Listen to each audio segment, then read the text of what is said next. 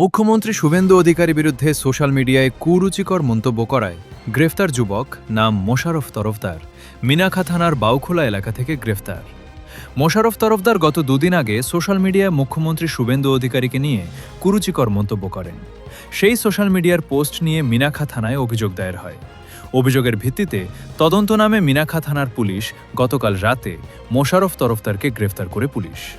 আজ এটাকে বসিরহাট মহকুমা আদালতে তোলা হচ্ছে।